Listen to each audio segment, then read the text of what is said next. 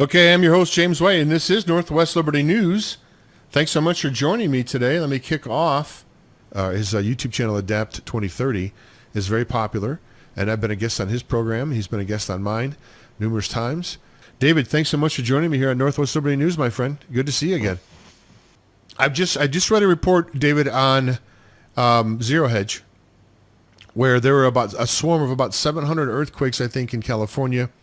And there's actual tar. There's tar seeping out of the ground and coming from... That's crazy. I'm actually going to do a video on that. It's coming out of the ground. Coming out of the ground. Now this... Out of a sidewalk, no less. In the middle of the city, coming out of the sidewalks. I know. Tar oozing out. There's something going on tectonically for sure.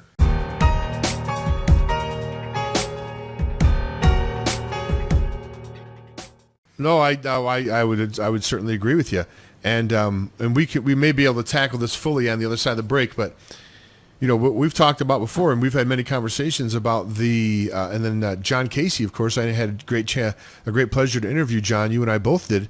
I think together, before he had a stroke. And you know, before we go any further, how is John doing? Have you had a chance to talk to him?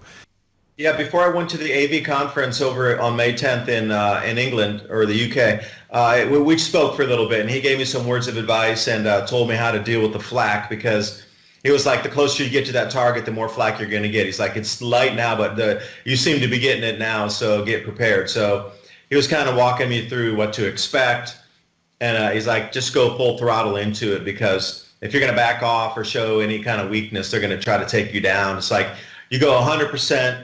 Or you don't go, period. And he lost his career because of what he's talked about, these volcanic eruptions coming with this grand solar minimum. And he was taken down hard for these connections of cosmic rays, volcanic eruptions, food crop losses, and what to expect when we get major earthquakes in America. Why is the government not talking about disruption of at least pipelines in these massive quakes? Now, we know, David, we've talked before, this tar oozing out of the ground in California, that's probably just the beginning. I mean, we've talked before during the Grand Solar Minimums, and now I'm hearing before this actual interview got going that we're expecting even a worse one than you thought, which is great. We're expecting a worse one than you thought. So now we've got tar already coming out of the ground, and we haven't even really hit the real bad part, quote unquote, of the Grand Solar Minimum. David, earthquakes are going to pick up, volcanoes are going to pick up, tar coming out of the ground is likely going to pick up.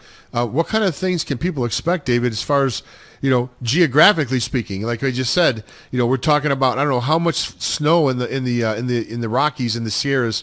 I mean, record snowfalls, over 100 feet of snow coming down. What type of stuff can we expect here coming up, David, in the next 10, 12, 15 years? What's the landscape going to look like? 2 billion less people at the minimum. And we were told snow would be a thing in the past, and our children would never know what snow was. And we're getting, 4.5 times the average snowfall in Colorado, double the amount of average snowfall in the Sierra Nevadas. Look at the amount of rain coming down. It's like 5 times more rain across the growing zones of the United States. And Eastern Europe seems to be getting well hit with an enormous amount of rain as well. And we saw this record snowpack across Italy and Austria. So it's not just exclusively limited to the United States with these amazing amounts of precipitation in the atmosphere. I am actually, going out on the fence here saying we're going to get into biblical flooding. Something that you heard about in the Numa Ayalish or something, when you're reading it, when you're going far back in texts. When you're looking back in historical accounts of water oozing from the earth, flooding things, not just from the above ground water. But we're going so deep into a society reset here that we really should be talking about this in terms of solutions. I want to clarify my statement here. Please let me clarify this and just don't jump off and take it out of context. If the governments of the world would have warned us and would have said, all right, let's all work together, and we got a grand solar minimum coming, and this is coming now, and it'll be here in 4, 5, 6 years, whatever. We'll learn how to grow food and organize community groups to grow food and learn how to store food, share it. pack it, whatever, and work in your communities to get ready for these changes, I would have said something very, very different than I'm about to say right now. The amount of volcanic activity on this planet is going to uptick. It's already starting. And this is sort of what you consider year number one. The lead into this was pretty much started in 2015, 16, and it was a slow trickle, but now it's actually the faucet's opening. Year number one of the crop losses is occurring this year. These volcanic eruptions are going to continue to uptick in ferocity. So we're looking at Sinabung and Agung down in Indonesia, pumping ash up 75, almost 80,000 feet in the air already. If you see a VEI, let's say 6 or 7 eruption, you're going to need to stop at that minute what you are doing in your life and withdraw as much money as you can from the bank and go buy as much food as you can. I know it's selfish to say that, and it might seem like, oh, you're telling me to go hoard and buy the store out. Yes, I am.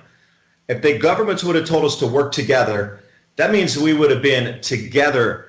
There's been no warning, so you're absolutely on your own. There's going to be nobody to help you during this time. We have had no help from the governments to this point. We would expect none from this point. You are on your own. So if you see a huge volcanic eruption that's going to pump ash up 120,000 feet, that's going to disrupt global agriculture the next year, you need to run as fast as you can to that store and buy anything you can. That's seeds like I have behind me here that can be turned into sprouts, food, but you can also eat it.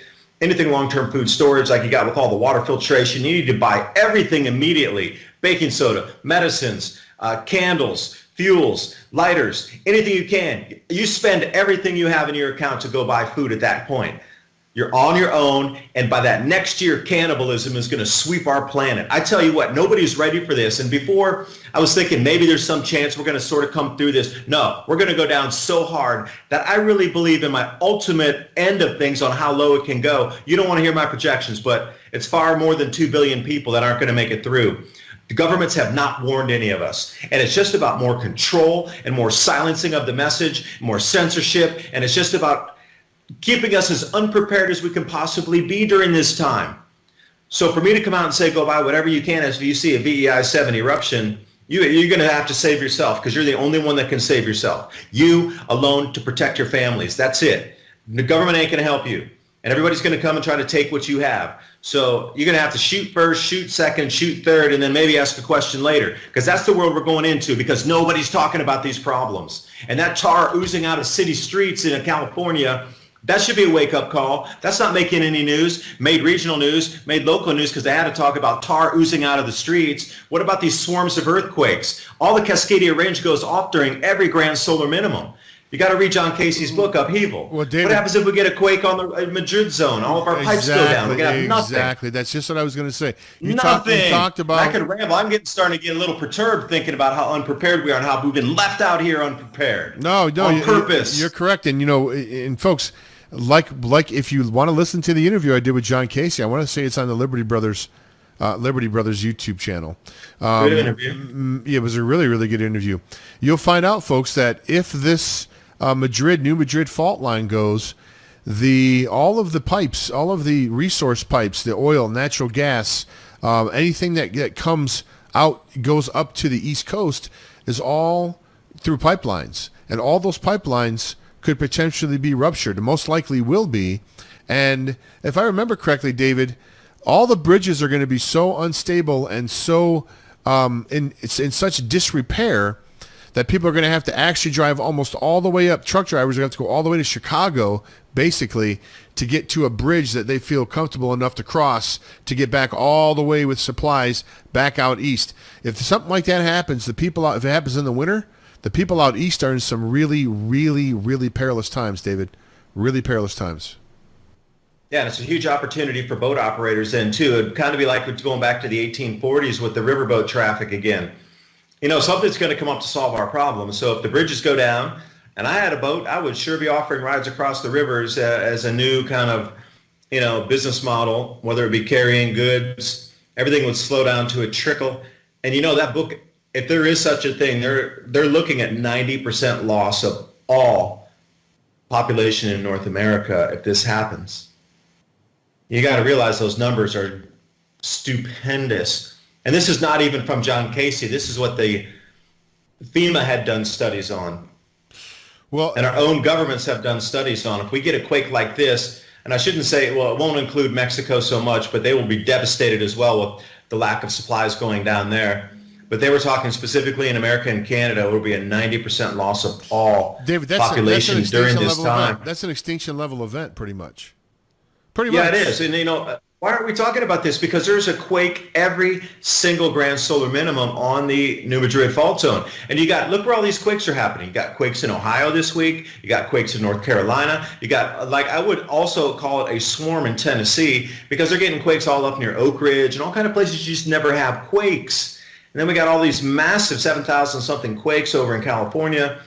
Definitely magma is rumbling, and there's definitely tectonic activity in different locales. You got quakes in the Arctic Circle. I mean, something is waking up on the planet. And, now we're really starting to get in. With this bottom of this solar minimum here on the 11-year cycle, it's going to take a little bit to kickstart out of that. And then, this next solar cycle predicted by John Casey, Dr. Abuzamatov at the Pulkovo Observatory, and Valentina Zarkova, they're talking about 50 sunspots average or less. But the whole other mainstream crew is saying it's going to be 120 again. Well, that's a huge difference. 50, our society starts to crumble. 120, it's sort of status quo, and we still lose crops. Why is nobody really talking about what the possibility could be? Why do these voices have to be silenced if you're going against the mainstream narrative? David, I want the conversation on both sides, because it's very possible it's going to happen. And if it's not going to happen right now, we're going to have the same exact conversation 11 years from now in solar cycle 26, when everybody predicts low solar activity. So why aren't we talking about it now? David, we're just out of time. This is the whole thing that frightens me. There's a discerned effort to silence. They want as much loss of life as they can possibly get. They're absolutely fervently silencing voices that want to bring out these. David, why are we not talking about David, this? we'll have to have you back in a couple of weeks to go over this again, because there's so much, but we're just out of time. We're just running. The show's over. We appreciate you so much, of course, coming on the broadcast with us. It's always a great pleasure. It's always a great pleasure. Happy Thursday evening. Go check them out at Adapt 2030 YouTube channel. You can check out what I got going on at northwestsobritynews.com, folks. We're just out of time. So until next time, this is James White from Northwest Sobriety News saying bye now.